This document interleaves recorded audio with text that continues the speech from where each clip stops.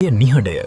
නමුත් ඒ නිහඬතාවය බිඳ දනමින් අහසේ රන්වන් පැහැති දූවිලි වලාකුළුමෙන් පාවී යයි. ගස් අතරින් දිව්‍යමය ශක්තියක් ගලා එන්නාක් මෙන් දනේ. විශ්‍රවස් මුනිවරයා සහ කයිකේසී කුමරිය පූජනීය සිතනයක රැඳී සිටි කුඩා තොටිල්ලකින් අසාමාන්‍ය රන්වන් ආලෝකයක් විහිදී.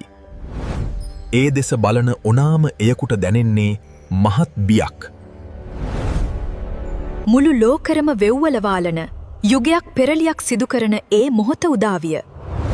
විශ්‍රවස් මුනිවරයාගේ තේජසත් කැයකේසී කුමරියගේ දැඩි අධිෂ්ඨානයත් එක්තැන් වූ තැන හෙළදෙරණේ මහා රාවණ උපත ලැබීය. ඔහු සාමාන්‍ය බිලිඳෙකු නොවීය. බිලිඳාගේ හිස වටා දිව්‍යමය රශ්මි මාලාවක් විහිදුණු අතර එම ආලෝකය තුලින් හිස් 10ක සේයාවන් අද්භූත ලෙස දර්ශනය විය. එය ඔහු සතු අසීමිත බුද්ධියේත් මහා ශක්තියේත් සංකේතයයි.